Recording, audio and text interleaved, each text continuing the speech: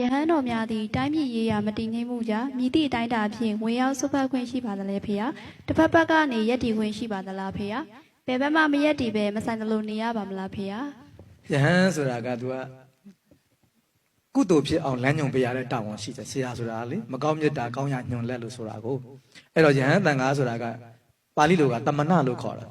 တမနာဆိုတာကငြိမ်းချမ်းခြင်းလို့ဟုတ်လားငြိမ်းအေးသူလို့အဓိပ္ပာယ်ရတယ်နော်ကိလေသာတမတိတိတမနောငြိမ်းအေးခြင်းလို့ယဟန်ဝက်လာကြတာလေအဲ့တော့ငြိမ်းအေးအောင်ကျင့်ဖို့တာဝန်ရှိတယ်အဲ့တော့ကိုယ်တိုင်လည်းငြိမ်းအောင်ကျင့်ရမယ်သူများကိုလည်းငြိမ်းအောင်ပြောရမယ်တာဝန်ယဟန်တာဝန်ပဲနော်အဲ့တော့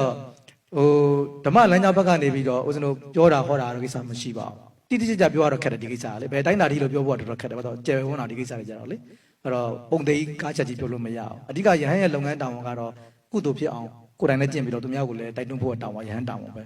အကုသိုလ်ဖြစ်အောင်တော့ဘယ်သူကမှမဟောရအောင်ပြောရအောင်ပေါ့နော်အဲ့တော့သတိထားမှာပဲအဓိကအဲ့ဒါပဲအဲ့တော့ကုသိုလ်လမ်းကြောင်းဘက်ကတော့ပြောဟောလို့ရပါတယ်အကုသိုလ်ဖြစ်အောင်တော့ဟောပြောလို့မရပါဘူးနော်ဒါဆိုယဟန်နေရာ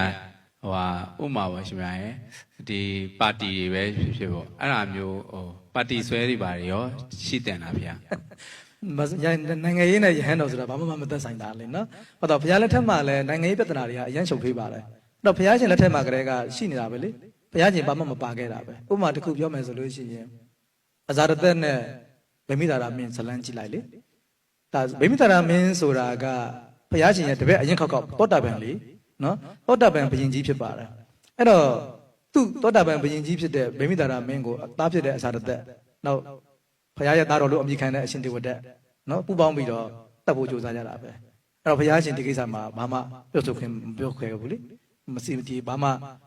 တိုက်တွန်းခြင်းစိတ်စော်ခြင်းဟောပြောခြင်းဘာမှဘုရားမလုပ်ခဲ့ပါဘူးအဲ့တော့တချို့ကိစ္စတွေကသူတို့ပါလို့မရတဲ့ကိစ္စတွေတော့ရှိတယ်ရဟန်းတော်တွေဘာလို့သာသနာအတွက်အများကြီးထိခိုက်စေတဲ့ကိစ္စတွေရှိတယ်ဦးဇင်းတို့စာပေထဲမှာဆိုရင်ရဟန်းတန်ဃာတော်တွေကရာဇဝန္လံပဘေးဆိုတာရှိတယ်ဒီသက်ဆိုင်ရာအာဏာပိုင်တွေအစိုးရတွေဘုရင်တွေနဲ့ရင်းနှီးမှုကိုမလိုလားကြအောင်ဘာဖြစ်လို့လဲဆိုတော့အန္တရာယ်များလုံးအားကြီးလို့လေအန္တရာယ်များလုံးအားကြီးလို့ညမဆောဘုရားတော်မှာနန်းတွင်းထဲဝင်တဲ့အပြစ်10ပါးဆိုပြီးတော့အင်္ဂုတ္တမှာဟောထားသေးတယ်ဟုတ်တော့ရဟန်းတန်ဃာတွေအတွက်အရန်အန္တရာယ်များတဲ့ကိစ္စတွေပေါ့တန်ဃာတစ်ပါးကိုအကြောင်းပြပြီးတော့သာသနာတစ်ခုလုံးထိခိုက်သွားနိုင်တဲ့အနေအထားတွေလည်းရှိတာ哦ဒါကြောင့်မြတ်စွာဘုရားကတော့ကိုယ့်အလုပ်ကိုလုပ်စေချင်တယ်ဒီလိုမျိုးလူမှုကိစ္စတွေမှာပါတာမျိုးဘုရားကမကြိုက်ဘူးပေါ့နော်